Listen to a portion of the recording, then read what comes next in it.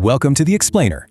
Today, we are looking at the climax of what might just be, hands down, the greatest individual story in the history of sports. We're setting the stage for the highly anticipated 2026 World Cup final. It's Argentina, it's Spain. But let's be honest, above all else, it's Lionel Messi. We're going to break down exactly why, against all odds and the relentless march of time, Messi and Argentina are perfectly positioned to lift that trophy one more time. It is literally the central question on every single football fan's mind right now. We are looking at a player who is essentially 40 years old, competing against the fastest, most physically conditioned athletes on the planet on the ultimate global stage, and he is just absolutely tearing them apart. How is that even physically possible? Okay, let's dive into this, because the answer lies in a statistic that completely shatters our traditional understanding of what it actually takes to be an elite athlete.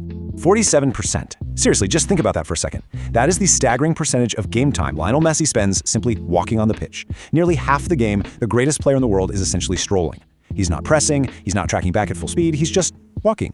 It sounds absurd, right? But as you'll see, this isn't a sign of weakness. It is the absolute core of his devastating brilliance in this tournament. Section 1. The ultimate stage is set. The final chapter of the greatest sports story.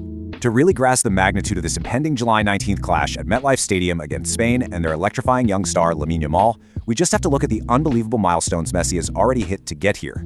I mean, he orchestrated that stunning 2-1 comeback victory over England in the semifinals. He's currently riding a run of 13 consecutive World Cup matches with either a goal or an assist, a streak unmatched since detailed records even began. This Sunday, he'll become the first player in history to start 3 World Cup finals, plus he is now the outright leader in career World Cup assists with 12. But the why behind their impending victory, it isn't just about Messi's individual genius. Section 2. Scaloni's flawless tactical machine, the system protecting the star. And this brilliantly illustrates exactly what we're talking about. Argentina's success isn't just Scaloni hoping Messi pulls a rabbit out of a hat. It's built on a rigid, flawless, deeply pragmatic tactical machine.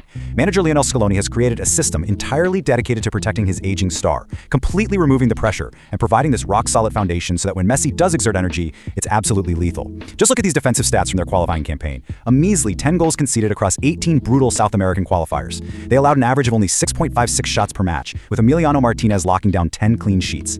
This is an impenetrable defensive wall, which completely removes any defensive burden from their 39-year-old captain.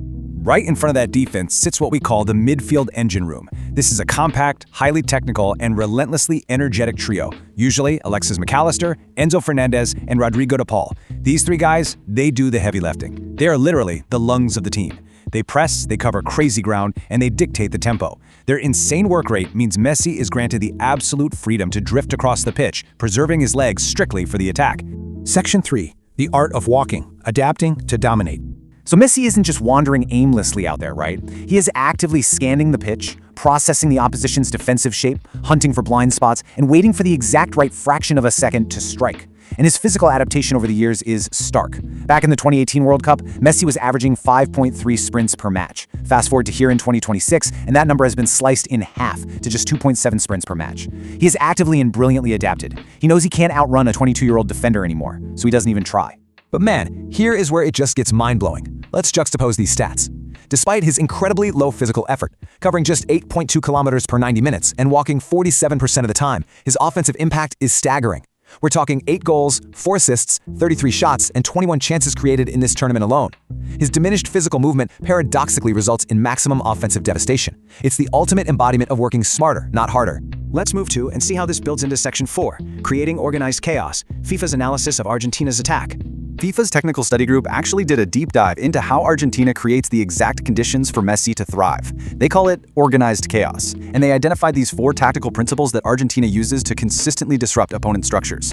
Step 1. Rotational movement in the midfield to drag defenders out of position. Step 2. Creating wide overloads to force the defense to shift. Step 3. A rapid switch of play to the isolated side. And Step 4. Fast movement forward into that newly created space. It's like a synchronized dance, and every single player knows their exact steps. Now, let's elaborate on that second step, because the crucial point is how they execute those wide overloads. The midfielders will intentionally pull out wide into the channels. This creates an absolute nightmare of a dilemma for the opposing defender. Do you stay inside to protect the center, or do you follow the midfielder out wide? This specifically creates that organized chaos we mentioned, isolating defenders and freeing up teammates. Because if the defender steps out, they deliberately leave a gaping hole right in the center, which is exactly where Messi is waiting to drop in and exploit it. And honestly, we saw this exact blueprint executed to perfection in that dramatic 2-1 semifinal win over England. It was a total masterclass. Messi dropped into that deliberately vacated space, drawing pressure from multiple English defenders. He then rapidly switched the play, triggering those fast forward runs. The result? In the 84th minute, he assists Enzo Fernandez for the equalizer, and then deep in stoppage time, he assists Lautaro Martinez for the win. He finished that match with 9 successful dribbles and 2 crucial assists. Just unbelievable. Section 5. Why history will repeat. The inevitable conclusion. When you tie his tactical brilliance to his unmatched, cold hard statistical dominance at this tournament, it becomes very, very difficult to bet against Argentina. 12. That's his total number of goal contributions so far, 8 goals and 4 assists. That places him firmly atop the Golden Boot race. And to put that into perspective, no player has been involved in 12 goals in a single World Cup edition since Gerd Müller for Germany way back in 1970. Messi is putting up numbers we literally haven't seen in over half a century. And his performance against England just proves he is operating on a level no one else can match. He became the first player on record since 1966 to complete 9 successful dribbles and provide 2 assists in a single World Cup knockout match. Let that sink in for a second. At almost 40 years old, he's breaking records that have stood for 60 years. This is exactly why an Argentine victory against Spain feels highly probable. He simply sees things before they even happen. Now, what's really interesting about this slide is how Messi himself openly admits to this evolution. He says, "I didn't used to pay much attention to tactics, but with Guardiola, I learned an enormous amount. I started to understand spaces, ball retention, how the game really works." And this really underscores our core thesis today. The reason Messi will win this World Cup isn't because of his legs, it's because of his brain. He has essentially traded pure physical explosiveness for absolute tactical mastery. So, I want to leave you with this final, provocative thought as we look toward this incredible final against Spain. As we watch this 39-year-old walk the pitch, scanning, calculating, and then destroying elite defenses with a single, perfectly timed pass, is true greatness really about outrunning your opponent? Or is the ultimate peak of the sport simply outthinking them?